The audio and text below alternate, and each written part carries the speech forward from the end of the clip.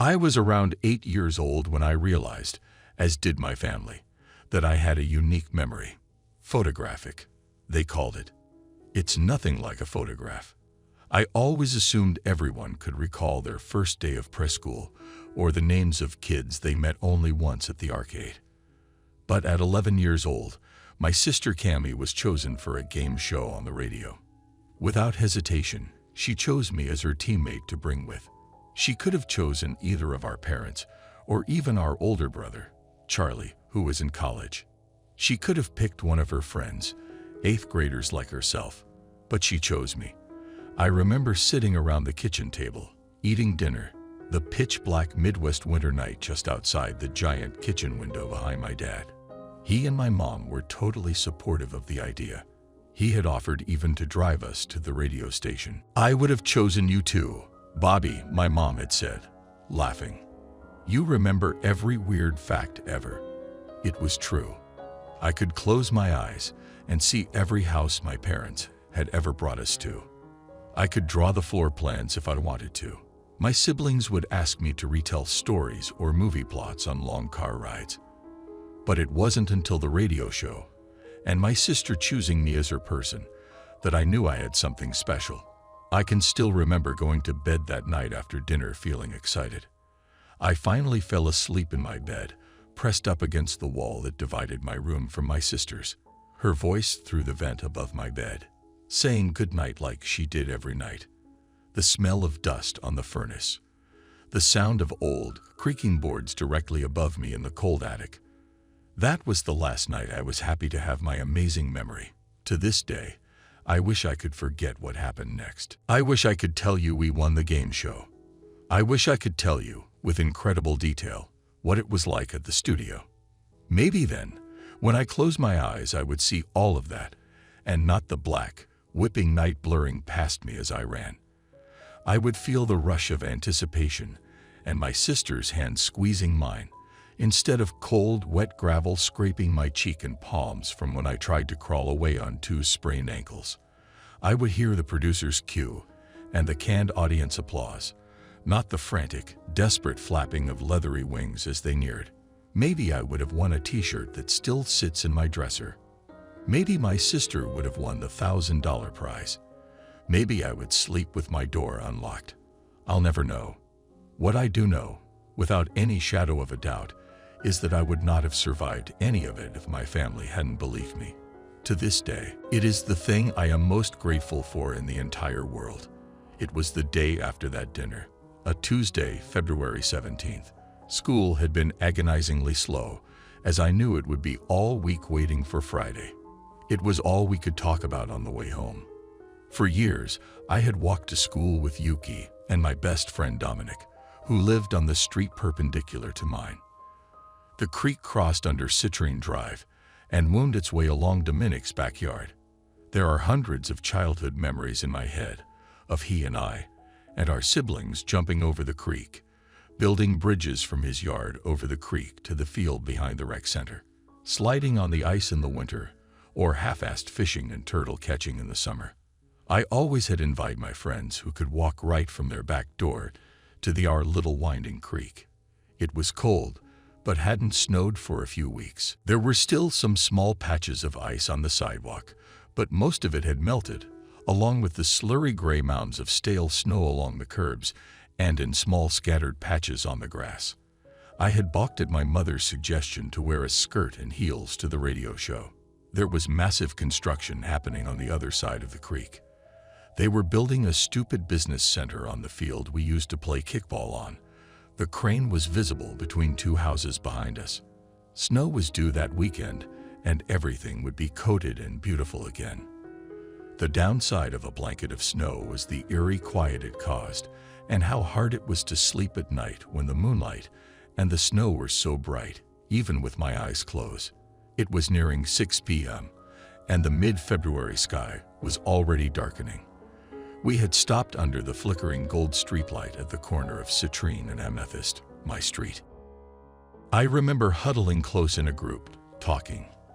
I remember the wind picking up and the edges of the sky glowing purple behind the houses along Citrine. This was when my oldest brother, On break for one more week, drove up to the corner in our mom's car. "Hey, Bobby," he had called, giving my friends a little wave that they all returned. He was returning some jeans to the mall and wanted me to come with. It was rare Charlie asked me to do anything. I think about that a lot. Had he paid more attention to me before that night, would I have gotten in the car? Would things have been different? I think about all the choices I made that led to what happened, but none as much as the decision to get into the car with my brother instead of walking home that evening. Maybe I wouldn't sleep in my closet. Maybe I would have a family of my own. I'll never know. Then again, maybe we would have never seen Charlie again.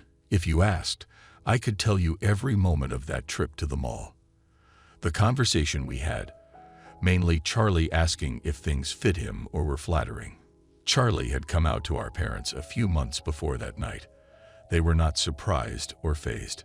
He had told me that night that he had gone to a gay bar and felt underdressed, and now he felt pressured to be fashionable. The last thing Charlie said to me before we got in that damned car was, "It's funny, even if you're different, there's still pressure to be the same." At 8:53 p.m.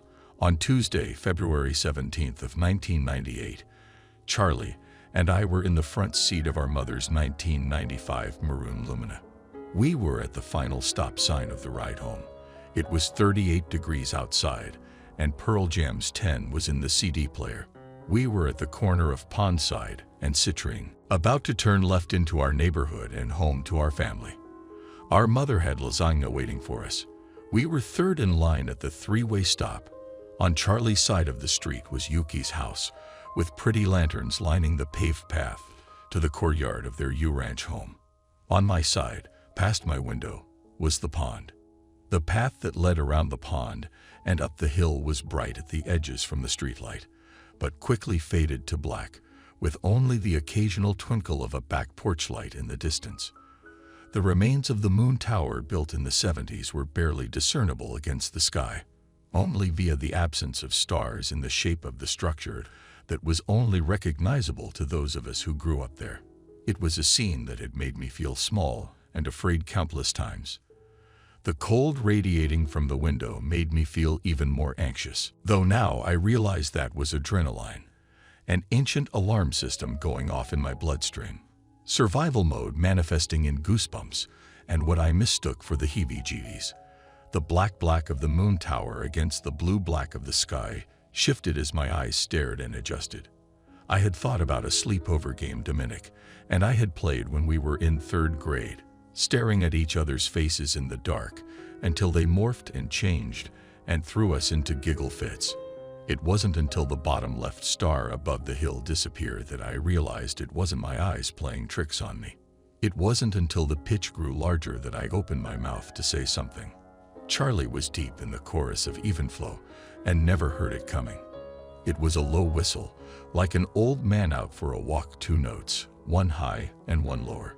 It repeated again louder, and I had turned to tell Charlie when I saw the red light of the brake lights of the car in front of us fade from his face as he finally saw what was coming. Only it hadn't come from the pitch black over the pond. It came from the other side, slamming into the driver's side of the car in front of us, shattering the glass into a hailstorm crashing onto our windshield. The impact was so intense that both left wheels had lifted off the ground. Charlie initially cursed loudly and went to open his door to help. I had screamed at him not to, but I barely got a word out before a penetrating silent vacuum filled the air around me, sucking the air from my lungs. Seconds later, my window was shattering over me, glass stinging my cheek, and the wind whipping my blood across my face into my mouth as I screamed. I knew before I opened my eyes that it wasn't just an accident, that there was no car or bike or even human assailant. I knew before I pried my eyes open that everything I had feared as a child, that all the myths and legends and ghost stories were real. I knew it wasn't bats or birds. I knew as I felt frantic clawing at the nylon remains of my seatbelt that it was a monster. Not a cute storybook monster, but an ancient, angry and bitter creature. One that had been there long before I had, or the town had, or even people had. The last thing I saw before I felt hooks sink into my shoulders and was lifted into the black swirling cold was Charlie slumped over the steering column, Eddie Vedder's voice still calling out to me until I couldn't hear him anymore. Not for 1 second did I think it was a dream. The cold made sure of that. My legs heavily dragging across the broken glass of the car window, ripping my jeans and slamming my legs into the frame. I knew it was real.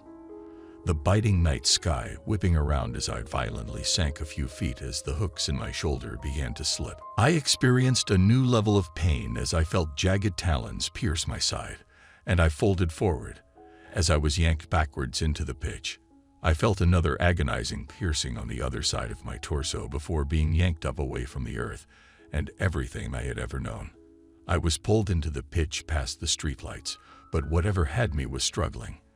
I fell 20 feet onto the ice-hard gravel path but wasn't freed. Violent, metallic screams flooded my ears and bones as my forehead and chin were scraped along the gravel path. I desperately clawed at the earth, trying to find anything to grip, but only found fistfuls of gravel and goose shit. The talons in my side ripped out suddenly, and I felt a sickening oozing coming from my sides. I had tried to roll over to my knees, but the pain on each side was so horrible I felt bile swelling in my throat. A patch of dirty snow was inches away, and I tried to crawl towards it to try to ice my bleeding injuries. That was when I felt leathery whips on my face and violent snags in my hair, pulling and snapping. My stomach lurched as again I was yanked up into the night, higher into my own icy, black death. I tried desperately to grasp onto whatever had me, terrified to fall as we climbed higher. The cold stung my raw shoulders and hips, and I felt the blood freezing. The deep scrapes on my knees and face burned with the wind, feeling like icy razors scraping my cheekbones. My numb fingers found a thick, velvety limb, coarse hair bristling and slipping under my blood. 6 daggers dug into my skull and neck. Even over the roar of the wind and the pounding of wings, I could hear a horrible scraping and squeaking of claws on my skull from the inside. I struggled to breathe. Blood and vomit filled my mouth and tears threatened to suffocate me. Suddenly, the little air that I had in my lungs was forced out violently as my midsection was slammed into the highest beam on the moon tower. The crunching of my ribs was unmistakable. My vision and even my own thoughts darkened with what I can only describe as wetness. Later, I would be told that my ribs were so violently broken that they pierced my lung. For a moment, the moon illuminated my nightmare. I was nauseatingly high up. One eye was swollen shut, but I could see the frozen pond, dull and distant. Closer, I could see a row of houses, their windows glowing but cruelly out of reach. One house still had Christmas lights up, complete with a giant light-up plastic mold Santa Claus tied to their chimney.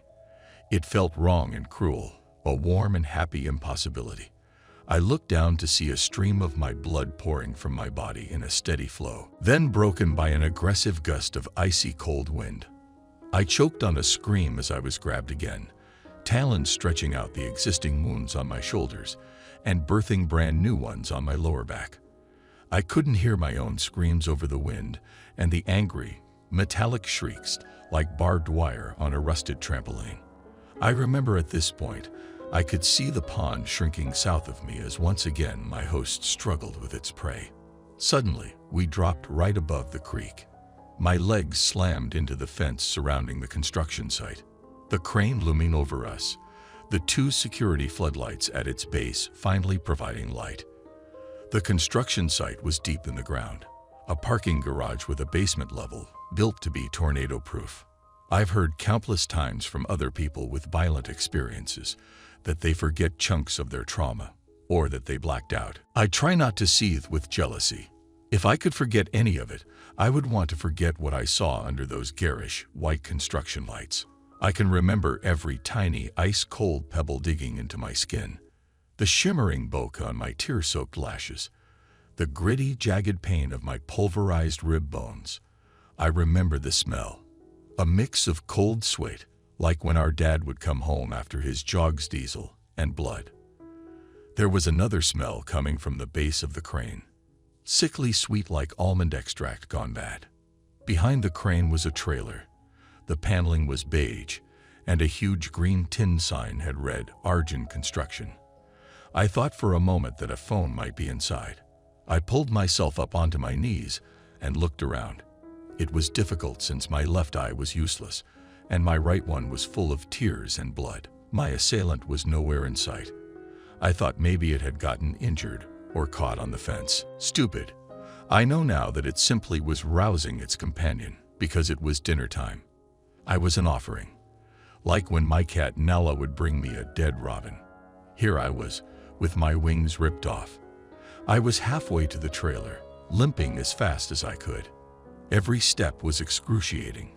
Breathing was like pins and needles, even with my sobbing hyperventilating. I heard it. I hear it now. I can always hear it. The two-toned whistle, haunting and dreadful, like even if I hadn't been at death's door. That tone would still have shaken me, like a doomsday alarm, like useless sirens wailing as meteors crash into the boiling sea.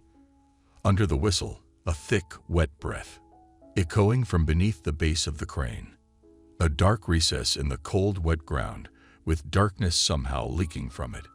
Darkness so black that only a staccatoed steam was visible. Something was breathing. I wish I could tell you that the construction unearthed something ethereal, a beautiful sleeping giant, an angel, a groundbreaking discovery. But I don't even think it was the construction. I just think she's always been here. Maybe for years she had survived on squirrels or deer. Maybe she thawed during a warm winter. Maybe she was left behind. The first thing I saw was the tattered, jagged tips of wings, bat-like and narrow, dark-veined like bruised plum skin. Her pulse visibly pumping through veins that raised and ripped through her paper-thin skin, stretching over her wings so tightly it seemed painful just to exist. Like she wasn't finished yet, like she had been birthed from the earth prematurely and she was angry. Her hair was matted in clumps, but where it was free it was long enough to drag along the ground, slimy and cold and full of dirt, leaves, and dirty snow. Her scalp was suffering. I could see every follicle piercing her scalp, like diseased plant roots, bulbous and swollen. Open sores at her hairline showed what I can only stomach to explain as insect activity. Layers of sick, sheer skin being actively eaten away by myiasis. Forehead wrinkles deep and scared into place. She had no eyebrows or lashes that I could see from my crouched hiding position. Her nose was just a cavity, like a Halloween skull, also swarming with parasites. When she breathed in, a flapping rippled down her face, and wetness dripped over her mouth. Her mouth.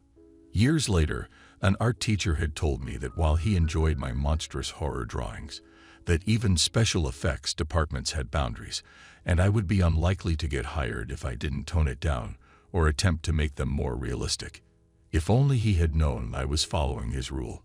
Draw what you know. She had the familiar sagging of a toothless old woman with flat, cracked, corpse-like lips, but then she parted them. The rot was dizzying. Her gums had been clawed away, scabs and scars in thick bands of roped grayish mauve flesh. Her top and bottom jaw bones were not simply bared. They were jagged, layered razors, filed, but not with anything modern or sharp or clean.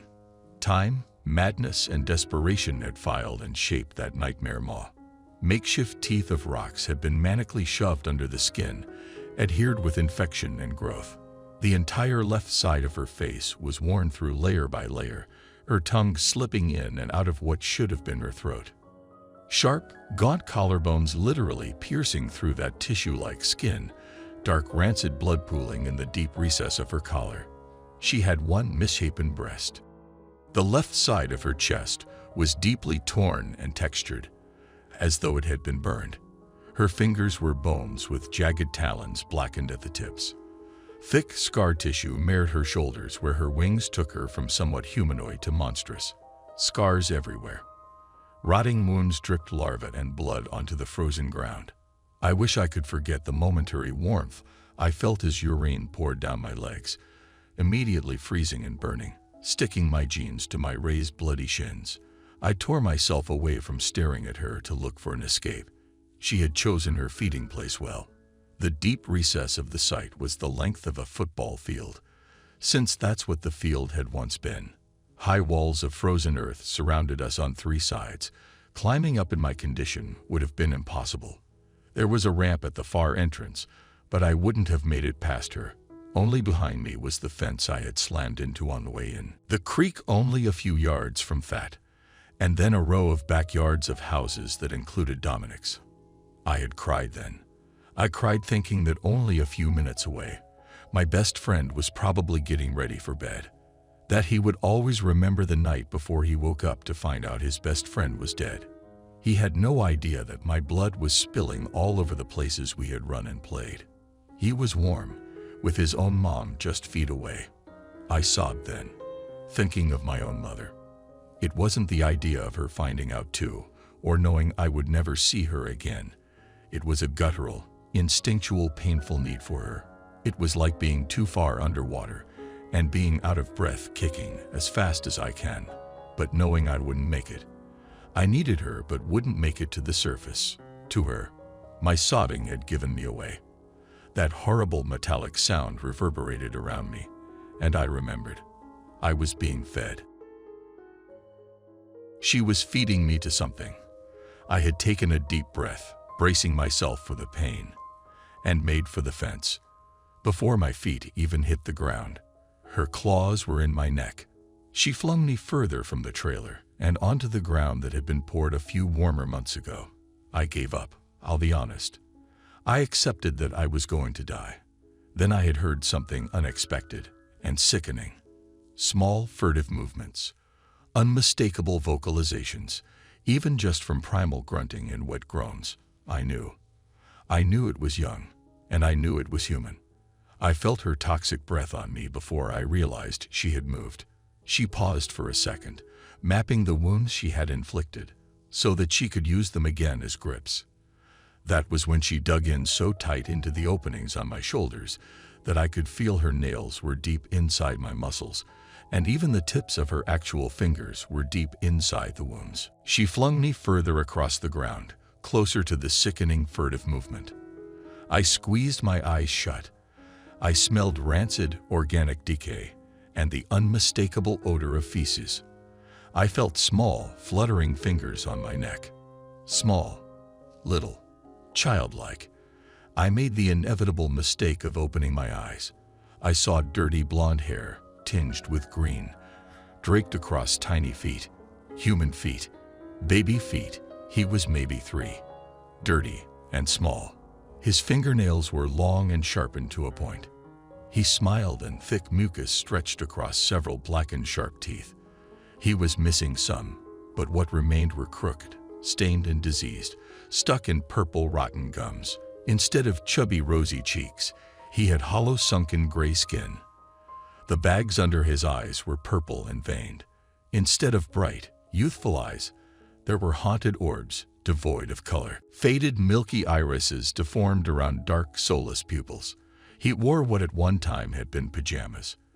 Under layers of blood and grime, little trains chugged across his small body in a pattern. The sobs had returned from their hiding place in my chest. I had felt the need to comfort this small broken doll of a child. That's when he lunged, his broken glass mouth sinking deep into my forearm. The pain was unbelievable, bright and loud like the headlights of a truck barreling down on you.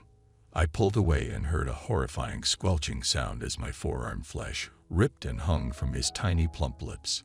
I gagged as he hungrily shoved my skin into his mouth. He ran to the monster, clinging to her body, his stubby hands sinking into her rotting fruit skin. I held my hand tightly against my forearm, watching the blood spill in tributaries between my fingers and join in a river down my arm, dripping down to the ground. It began to snow. Tiny, delicate laceworks fell into and melted into the steaming pools of blood at my feet. A disgusting gurgling sound brought me back, and I watched in horror as the little boy nursed from the nightmare's surviving breast. Thick blood spilled from the sides of his mouth as she gently swept the hair from his face.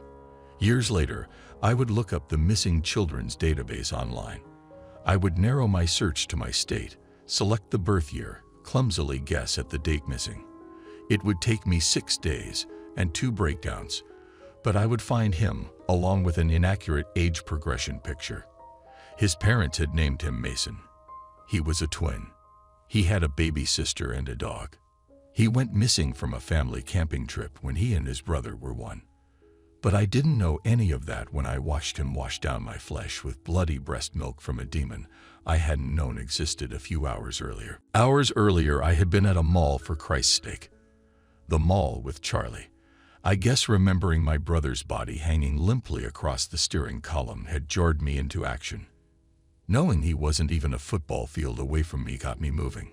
If I could get over the fence, I could make a beeline for Dominic's backyard.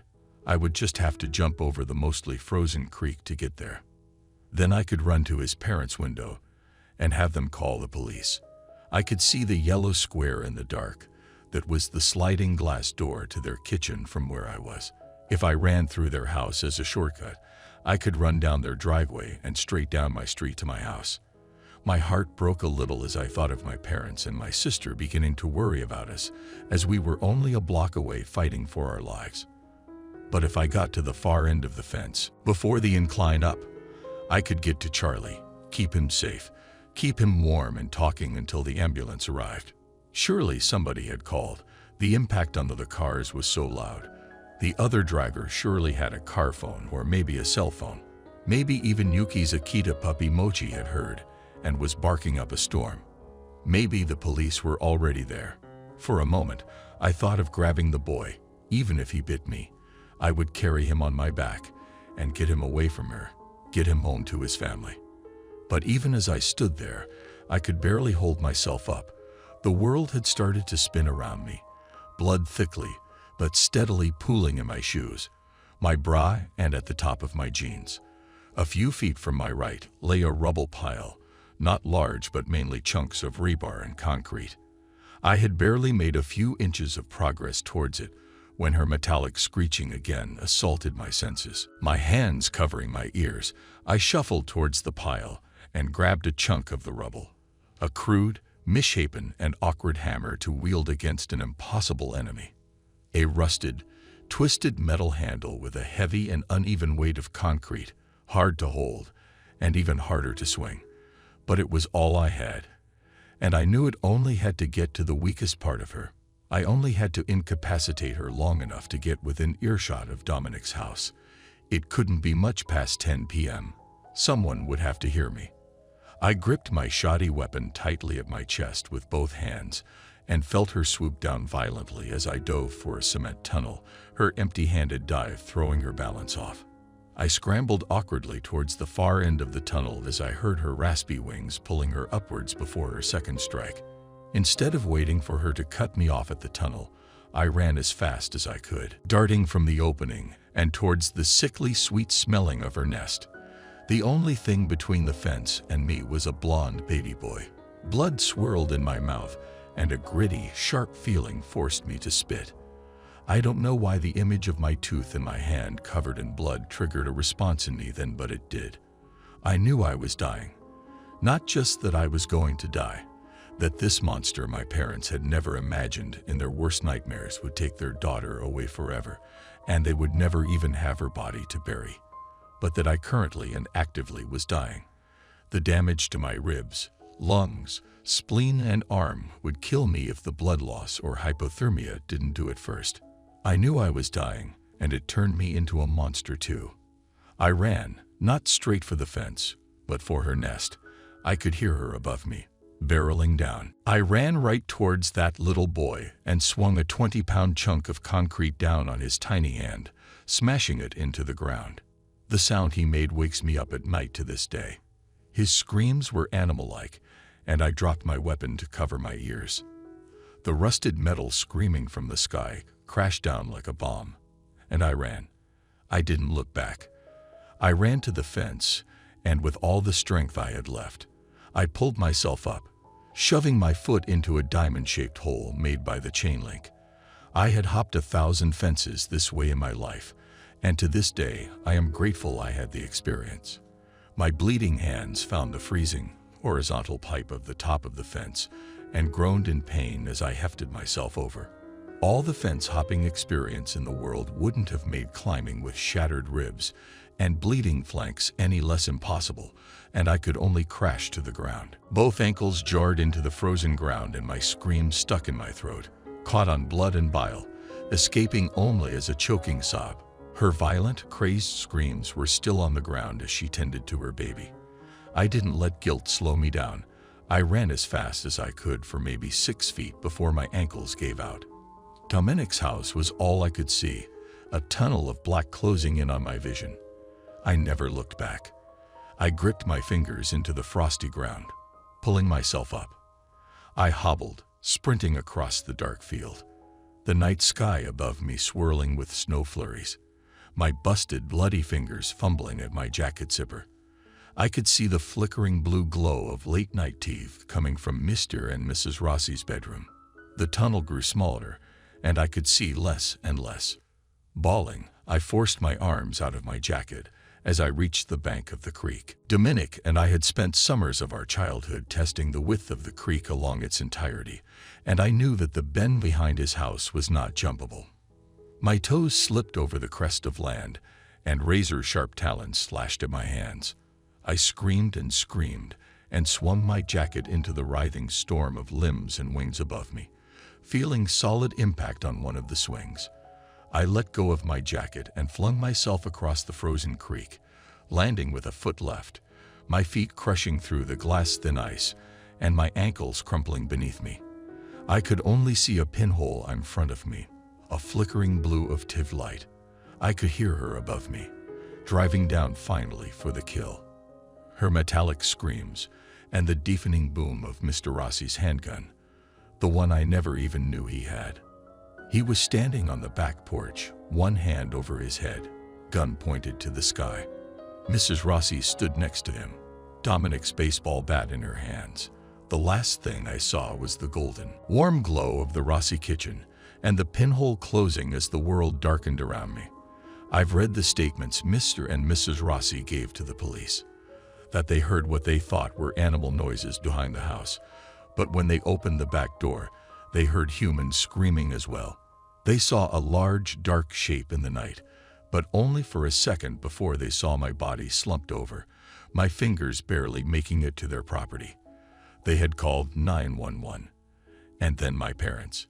The ambulance that brought my brother and the other driver to the hospital had only arrived 30 minutes before mine did. My dad had run to the Rossi house while my poor, confused, and frantic mother rode to the hospital with Cammy and our neighbor.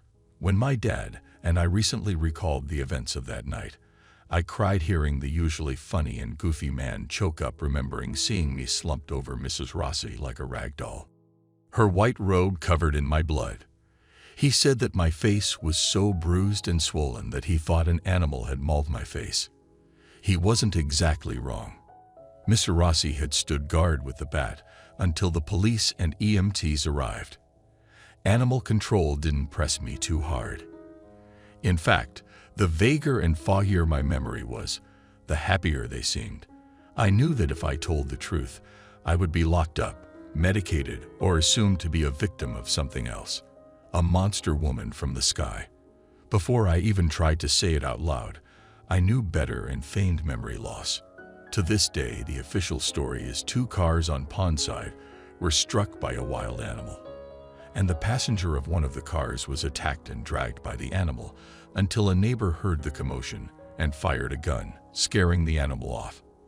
While I was in the hospital, a handful of flowers, candles, and teddy bears were left at the stop sign. Charlie doesn't remember anything.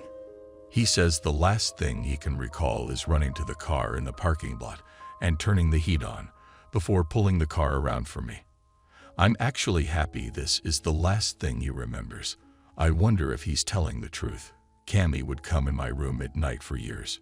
She would sit on the floor next to my bed, with her fuzzy Disney blanket draped over her shoulders. She knew the whole story from beginning to end, even about Mason, a detail I had kept from my parents. Cam and I would stay up together until the sun came up, Our eyes locked on the window in my room, the one facing south. Some nights she would get in bed with me, both of us sitting with our backs against the wall, our shoulders resting on one another's, both of us looking at the window, scanning every inch of the gray-blue pitch fading to flint every morning, searching for a growing speck of black. My parents, proud pacifists, had purchased a gun each, and a few years later they had Cami and I in judo classes. But the best thing they did was believe me. Even that first night, after the first surgery, they had listened intently, never interrupting or telling me I was imagining things or lying. However, it was made it very clear that while our home was a safe space, we weren't to talk about it outside its walls. I know she's still out there. I know Mason is too. Even after I moved away, my mom would send newspaper articles, first clippings in the mail, then eventually links in text messages as time went on. Police blotters about animal activity, missing dogs, unexplained accidents, and missing blonde boys. She took one every few years from different areas, and I thought initially maybe she had killed or eaten Mason once he was too old. Until I saw them both one night. I had heard that whistle and didn't even need to look up, but I did. But that's a story for another time.